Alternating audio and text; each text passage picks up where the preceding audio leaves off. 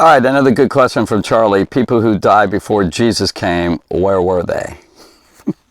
He's talking about if they are alive and their spirits and souls are somewhere. Spatially, I don't know exactly. Although I tend to think, and I'm not dogmatic on this, that there literally is a hell in the center of the earth. I know people will think, what a fairy tale. They'll roll their eyes and just cut off this video right away and go something more productive, substantial, justifiable. But I think there possibly is that location, and probably because of passages like Matthew 12. It says, as Jonah was in the belly of the whale for 3 days and 3 nights, so the Son of Man must be in the heart of the earth. Or in Acts chapter 2, it talks about that Jesus went to, the Greek word is Hades, hell, and his soul will not be corrupted, in hell, as a reference to David's comment about Jesus. His soul is not going to be corrupt in hell.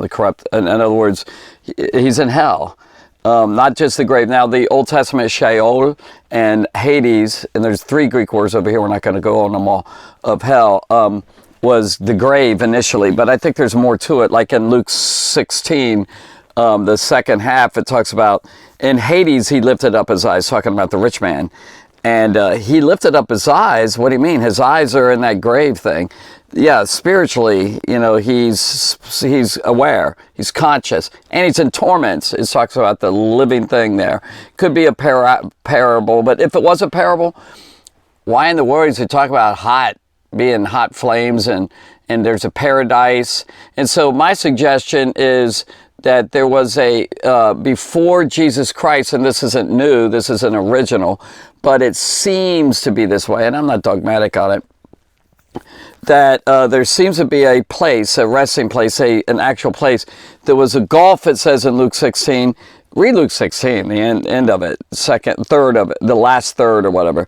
In Luke 16, it talks about this gulf, and then Abraham's bosom. It's a phraseology that means, there's a place where the righteous, and then there's a dividing place of the unrighteous, the wicked, the rich man, for example, in that particular instance.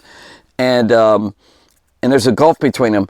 And then it's interesting, that's where they seem to be, that there was a place where they were. Hades is going to be put into Gehenna, the lake of fire, and it talks about in Revelation in the 20s, the early 20s. Oh, my eye has something in it. All right, so what's the question again? Okay, so they were there. And then it seems as if they went into heaven. It seems this way. It's all sorts of different opinions on this with different Christians, and it's okay. Ephesians 4 is the main passage that a lot of people use, and I'm going to use it too. It talks about him. He's quoting Psalm 68, verse 18, which is, let me turn to Ephesians, which is definitely a reference. Well, definitely, I shouldn't say completely, definitely, could have been about Moses.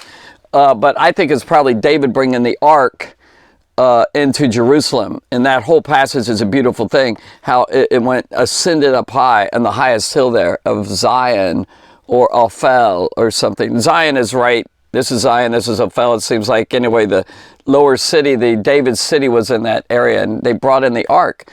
And he's proclaiming that he is captivity captive.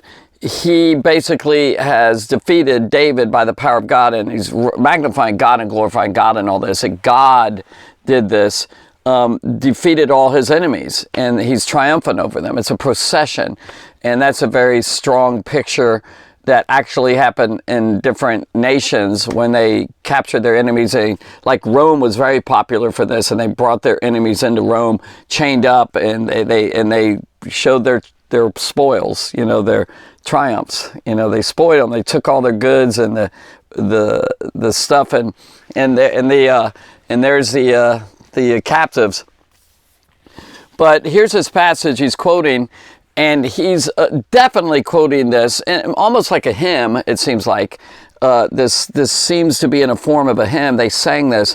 But he's literally taking that passage and saying, that passage can be applied to Christ. Or it literally was a combination of dual prophecy. I love how God does that a lot. And we had this prophecy, and then also there's a New Testament consummation of it, a fulfillment, a completion of it. Or it literally is a reference to Jesus. Or he's taken that beautiful thing there and he said, hey, wait, this is by the inspiration of God. He's definitely being led by the Spirit of God here, saying this is what Jesus said, only he went all the way up into heaven. You know, he ascended on high up there. So it says, but to each of us, this is verse 7, but to each of us grace has been given as Christ apportioned it. That's another talk. That's good. This is why it says, or God's saying this basically, when he ascended on high, this is Jesus now, he led captives in his train. Now, it could be a reference, possibly, I don't know that this is true. Well, basically, the parade, the train is definitely that imagery that the first century Christians knew about. They knew about the parade into Rome and all.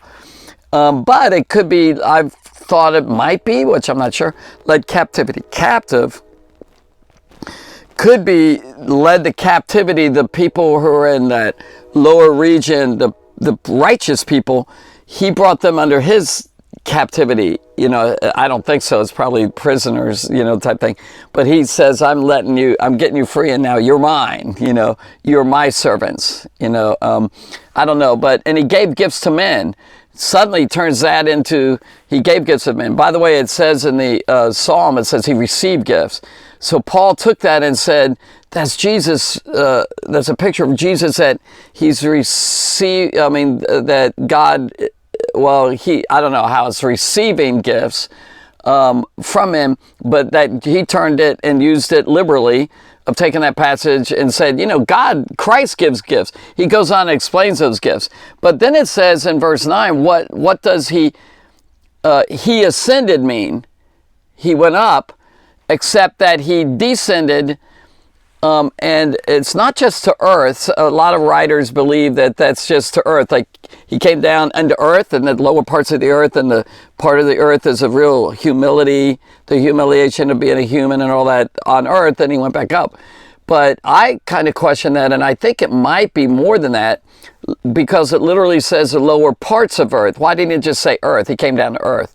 But lower parts, and there's the abyss that's mentioned. The lower region, it's mentioned in the book of Acts, like I said. Or actually Romans 10 says something about that. The lower abyss, like there's a lower region. And then in 1 Peter, is it 1 Peter? Yeah, 1 Peter 3, or maybe 4. Let me turn to that real quick. Yeah, is it 3 or 4? It's, no, it's 3. It talks about Jesus going to it says, he was put to death in body, but made alive in the Spirit, through whom he also, by the Spirit of God, he went and preached to the spirits in prison who disobeyed long ago when God waited patiently in the days of Noah. It talks about baptism after that. He went to some spirits in prison. When did he do it? It seems like before the resurrection, like after his death, and there's 3 days in there, that he literally preached to the spirits in prison, which were disobedient. Could be human spirits, maybe it was fallen spirits, and he's saying, aha, you guys thought you had victory, you thought you were going to get out. No, I'm victorious, I'm triumphant. And he preached, or he could have, it doesn't say preach the gospel, it's just a pronunciation of proclaim. It's not the same Greek word as evangelism. So anyway, it's interesting, he's pronouncing something. So putting all these together, let me read that Romans 10, because that did occur to me. Romans 10 here. It's kind of pieces of the puzzle. You read them and you go, heck, I don't have it all clear. And I could be wrong on a lot of this, but it seems like it makes sense, seems like it's possible. Why would he use these different words here? So what did he say here? He said, who will descend into the deep? That word is abyss. So it says in verse, if you're reading along, you can pause it, read it, verse 6. Let's go to 7. I love 6. So 7 says, who will ascend into heaven, that is, bring Christ down. He's actually quoting Deuteronomy in this passage here. Or who will descend into the deep, into the lower, that is, to bring Christ up from the dead. But why do you say deep? The abyss is like, it wasn't when he went into a tomb, Joseph of Arimathea's tomb, it wasn't like a deep, a deep thing. It was just right there in the cave. Kind of go down a little bit, and there he is sitting on the couch, or lying on a stone couch, his corpse. But he did actively do something. See, that's another thing about being alive while you're dead. He really preached, and he descended into the deep, the abyss. Seems like that's the time he did a lower region. It also goes back to the Luke 16 passage. In other words, all these passages get it together, and it might be providing a picture of where the Old Testament saints were, and the wicked are left there until the day of judgment. But maybe in that resurrection, when he ascended into heaven, he took captivity captive, and that could be definitely a reference to him winning, because that's the typical thing that's used in there, that he conquered his foes, and he's not going to talk about the righteous there, but maybe not. He could have maybe ascended on high and led his people in his train up into heaven. So he got them out of that region. And now he's there in the third heaven. Paul said there's three heavens, 2 Corinthians chapter 12. He mentions, I knew a man. He's talking about himself, in my opinion, a very humble way of saying, look, I went to ascended to the third heaven, and he heard words that I can't even share. I'm not loud, Really cool. I don't know, are there other passages? So I think they were alive. They were in a waiting place until Jesus Christ paid for the sin. And then he opened it up, the gates of heaven, so that they could actually enter into the presence of God and not just be in a waiting place. That's my opinion at this point. Definitely can be changed. If you have any alternatives that you'd like to share, if you're listening to this, put them in the comments and let's dialogue, and I'll be glad to change my mind if I could be shown up different. These aren't major important things. They're fun, speculative. A lot of speculations happening here. But anyway, God bless you. Thank you for listening.